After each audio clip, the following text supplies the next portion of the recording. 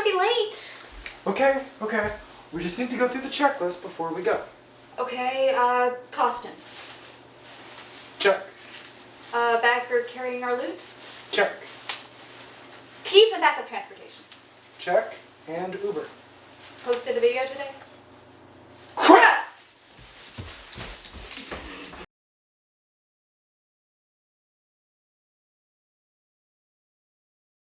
So today, in honor of Halloween, we at Study Less Play More have a special thing we're going to do for you.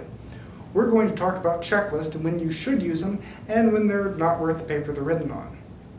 Now, I know when I first started using checklists, I actually didn't find them helpful. And I found that there's two things that determine whether or not a checklist is good to use or not. The first is if you're in a situation or you're doing something that is complicated enough or that basic human error is likely to cause you to make a mistake. The second one is you want to have a checklist that is actually focused on what matters. That's where I screwed up a lot. But let's talk about that first one, the one where it's complicated enough for basic human error to cause problems. This will often depend on where you are in the learning. If you've just started learning, a checklist is often helpful. Take tying your shoes, for example. Most of us don't need a checklist for that. Having said that, if you're just learning how to tie your shoes for the first time, a simple checklist that breaks everything down can be a great teaching method for that. Having said that, as you get better at it, checklists don't always hold up. Let's take basketball for a second.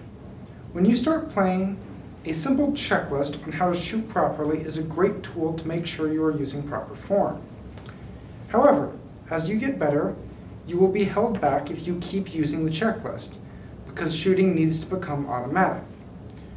Do you think LeBron James stops in the middle of the game and goes, okay, are my hands placed directly on the ball, feet shoulder width apart, just enough jump, look at the basket, and shoot?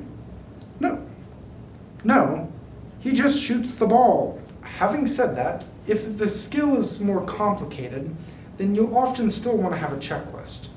Let's take pilots, for example. Pilots have 3 checklists. One for takeoff, one for landing, and one for if something goes wrong. Why do they have those 3 checklists? Because those are very high distraction areas that make it very likely that a pilot is going to screw up with basic human error. And these checklists greatly reduce the amount of plane crashes we have.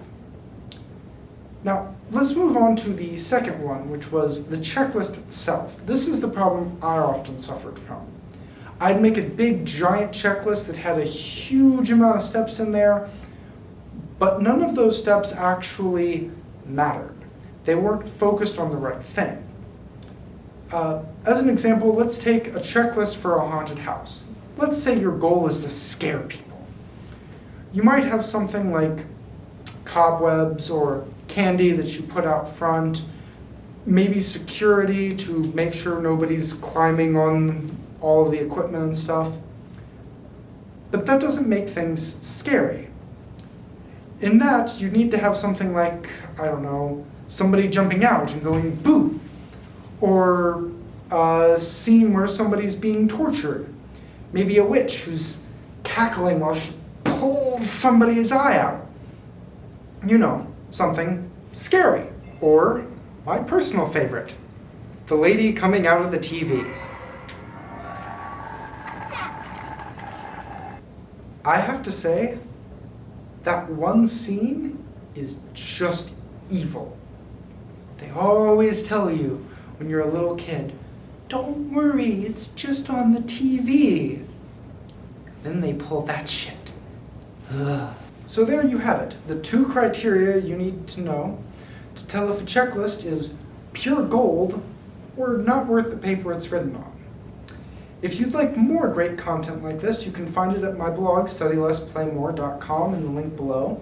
If you like this video, don't forget to like and subscribe. And remember, study less, play more.